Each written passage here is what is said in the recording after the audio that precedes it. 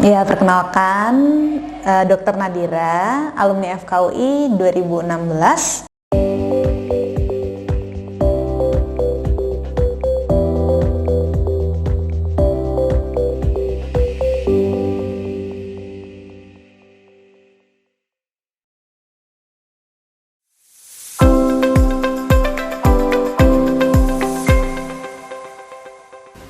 Assalamualaikum warahmatullahi wabarakatuh. Halo warga digital platform sekalian. Kalau ngomongin masalah pendidikan di Indonesia, terutama pendidikan di bidang kesehatan, khususnya pendidikan kedokteran, apa sih kira-kira yang akan kalian pikirkan tentang pendidikan kedokteran yang ada di Indonesia? Pasti banyak di antara kalian yang akan berpikir pendidikan kedokteran itu yang pertama susah masuknya.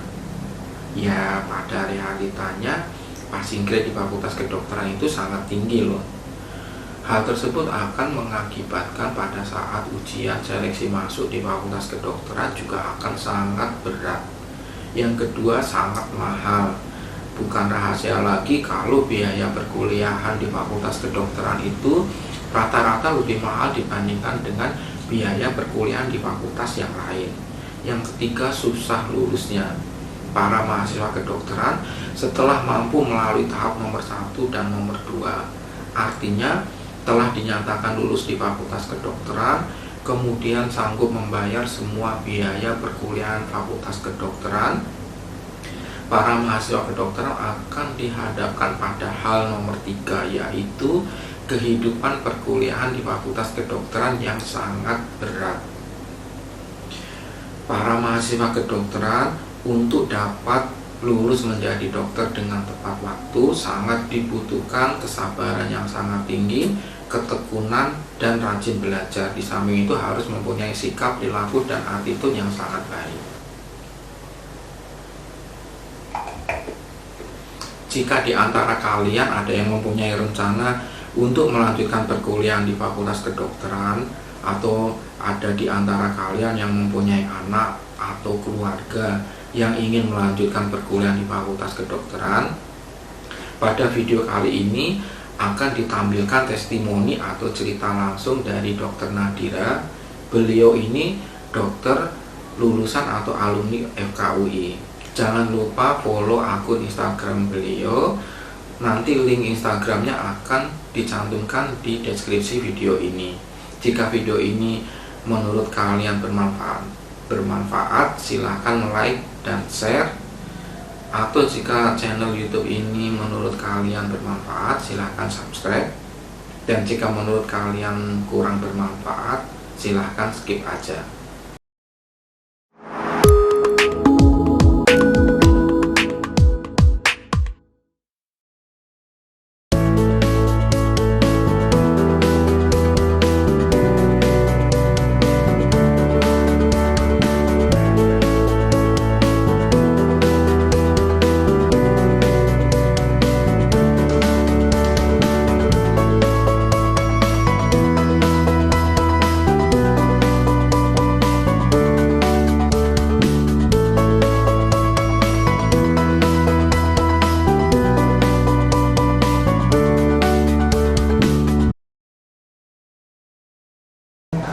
Ya, perkenalkan, Dr. Nadira, alumni FKUI 2016.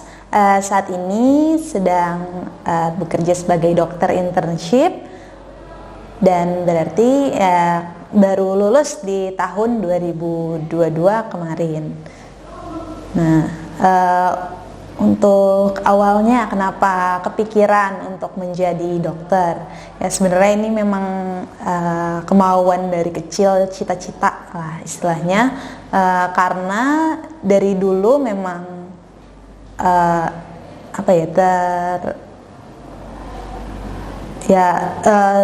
suka dengan hal-hal berbau medis, karena dulu sempat cukup lama sering bolak-balik ke dokter waktu masih kecil. Jadi lebih familiar lah dengan rumah sakit, dan juga ada keinginan untuk menjadi dokter. Nah, keinginan ini masih terus berlanjut sampai di SMA. Nah, SMA ini kan memilih tuh kira-kira jurusan apa yang diinginkan. Kalau untuk kedokteran sendiri memang ada pertimbangan lain dilemanya, yaitu masa pendidikannya yang panjang. Jadi kan memang dokter itu masa pendidikannya yang dulu waktu SMA diketahuin tuh untuk dokter umum aja 6 tahun. Nah, belum lagi untuk jenjang spesialis dan selanjutnya lifelong learning lah. Sedangkan kalau untuk jurusan lain mungkin cuma 3,5-4 tahun, terus habis itu langsung masuk ke dunia kerja. Tapi akhirnya memutuskan untuk masuk kedokteran, dan di situ pas kelas 3 SMA itu memang ada 3 jalur yang bisa untuk masuk ke kedokteran dan jurusan lainnya. Jadi secara umum ada 3 jalur. Itu untuk jalur pertama itu ada undangan atau dulu namanya ini SNMPTN, kemudian ada yang namanya SBMPTN atau ujian tulis secara nasional, kemudian ada ujian masuk universitasnya. Jadi masing-masing universitas itu kalau untuk UI misalkan ada SIMAK UI, terus kemudian untuk universitas lain juga ada masing-masing jalurnya. Nah, untuk persiapannya memang dari awal ini menyiapkannya untuk SBMPTN. Jadi memang fokus kayak ujian tulis aja nih berjuangnya, karena kan mau masuknya FKUI. Dan kalau untuk undangan sebenarnya ini ada kuota biasanya masing-masing dari sekolah. Nah, untuk SMA dulu tuh kuotanya sekitar 2-3 orang, kan kemungkinannya sebenarnya ada tapi agak kecil. Jadi memang fokus aja mikirnya untuk SBMPTN ujian tulis. Nah, persiapan SBMPTN-nya sendiri itu sebenarnya ada ikut kelas bimbingan selain belajar sendiri. Jadi memang kelas bimbingan itu programnya sebenarnya 1 tahun, tapi kalau untuk sebelum ujian nasional memang kayak 1-2 kali pertemuan per minggu, tergantung ikut ikut programnya apa. Kemudian nanti setelah dia ujian nasional kita akan masuk tiap hari, jadi istilahnya kelas intensif. Setiap harinya nanti bahas soal, kemudian untuk materinya ya kalau ini sih lebih ke arah pembahasan. Kalau untuk materinya udah diberikan di sebelum-sebelumnya.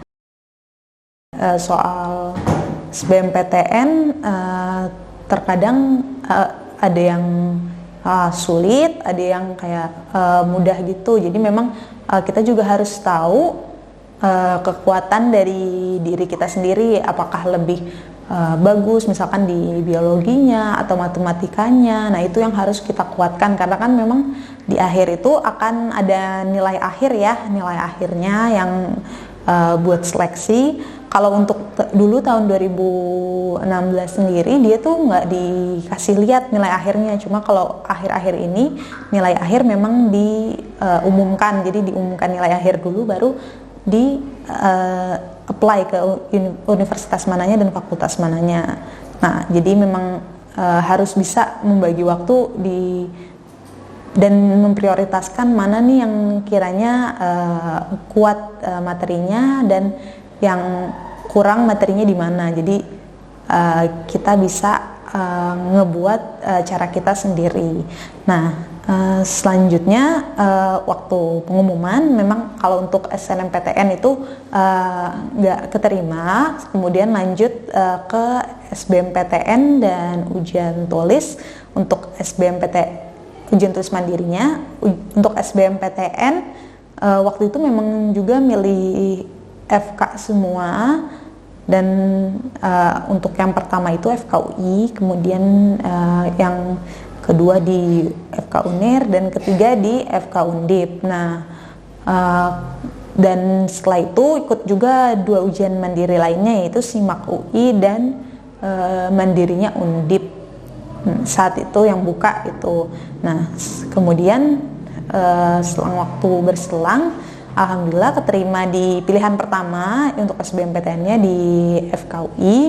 Kemudian untuk mandirinya sebenarnya yang di Undip juga keterima di FK-nya, cuma karena memang domisilinya di Jakarta dan setelah menimbang-nimbang ya kan untuk paling bagusnya di UI, jadi memang akhirnya masuk ke FKUI.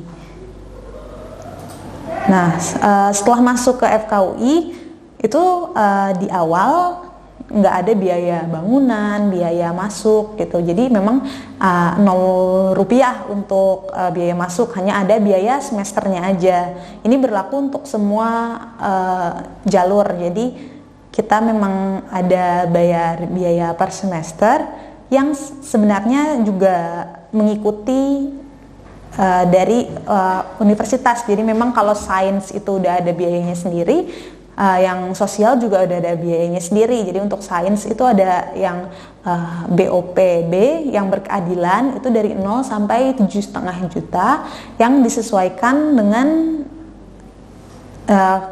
kemampuan membayar dari orang tuanya. Jadi akan ada submit beberapa dokumen. Kalau seandainya memang layak untuk dikurangi biaya per semesternya, maka akan dikurangi gitu dari range-nya. Sedangkan kalau seandainya nggak ngasih dokumen sama sekali, itu range-nya kalau sekarang itu yang pilihan itu 11,5 sampai 20 juta per semesternya untuk yang sains. Kalau yang sosialnya itu lebih sedikit lagi. Nah, selanjutnya kalau biaya lainnya selain yang semester itu, sebenarnya kalau untuk praktikum ataupun kegiatan belajar mengajar lainnya nggak ada dipungut biaya apapun, cuma memang perlu biaya untuk misalkan membeli bukunya, buku di awal, buku kedokteran, kemudian nanti kalau udah ada skills lab, OSCE atau kita praktik ke manekin maupun pasien, itu harus beli alat-alat pemeriksaan fisiknya seperti stetoskop dan lain-lain. Nah, selama di FKUI itu program pendidikan dokter umum itu sekitar 5,5 tahun kalau seandainya tepat sesuai waktunya. Jadi nggak ada ngulang modul atau sebagainya. Itu 5,5 tahun. Dengan 3,5 tahun itu sarjana kedokteran, dan 2 tahun setelahnya itu kita koas atau klinik. Nah, selama 3,5 tahun itu 1 tahun awal itu dikhususkan untuk mata pelajaran dasar, dan ada juga mata pelajaran yang dari universitas, jadi nggak berkaitan dengan kedokteran sama sekali. Dan setelahnya di tahun kedua sampai 3,5 itu kita akan ada modul-modul yang biasanya itu 1,5 sampai 2 bulan panjangnya. Nah, di akhir modul akan selalu ada ujian sumatif. Ujian sumatifnya ada yang tertulis, kemudian ada juga yang prakteknya, ada OSCE-nya, kemudian ada yang praktikum kalau ada praktikum. Nah, untuk lulus, kalau dari FKUI sendiri ada KKM-nya di 65. Kalau seandainya nggak lulus dari KKM berarti biasanya akan ada remedial dulu, atau bisa juga langsung mengulang modul. Nah, memang agak harus hati-hati karena kalau seandainya mengulang modul lebih dari 2 kali itu bisa nggak masuk ke ketentuan SKS-nya dari universitas. Jadi ada kemungkinan itu kena drop out dari universitasnya. Nah, selanjutnya kalau seandainya dibilang ada suka ada dukanya selama menjalani pendidikan, ya pasti ada. Nah, untuk sukanya sendiri sebenarnya kalau untuk di FKUI itu guru-gurunya dan ya staf pengajar ini semuanya memang ahli dalam bidangnya, jadi kita tuh bisa menanyakan apa saja dan pengetahuannya juga banyak dari mereka karena mereka memang ahli di bidangnya. Nah, tapi kalau untuk sesuai dengan kualitasnya, berarti bebannya juga akan bertambahnya, baik itu misalkan akan ada membuat kayak tugas tambahannya yang mungkin nggak ada di universitas lain. Misalnya kita akan buat review atau tulisan dari kasusnya seperti itu. Nah, selanjutnya kalau untuk lingkungan itu juga dari FKUI mendukung sekali sih. Jadi kalau seandainya mau melakukan riset dan lainnya itu didukung. Kemudian dari lingkungan belajarnya juga biasanya akan ada study group yang akan membantu kita untuk belajar, jadi belajarnya nggak sendirian ya. Jadi kalau secara umum sih lingkungannya sangat mendukung untuk belajar lebih baik. Kalau untuk dukanya memang pendidikan kedokteran secara umumnya itu kan memang lama ya, jadi dan kadang juga intens gitu, jadi memang ada waktu yang dikorbankan, terutama pas masa klinik atau koasnya. Nah, untuk secara keseluruhan, kalau seandainya mau masuk ke FK atau terutama FKUI itu kuatkan niat dulu yang pertama. Nah, dengan menguatkan niat juga diiringi dengan konsisten, juga rajin dan sering ya berlatih atau menguatkan skill kita yang kita unggul lah di bidangnya. Untuk masuk ke fakultas kedokteran tuh merupakan hal yang mungkin dilakukan, jadi jangan berkecil hati terlebih dahulu.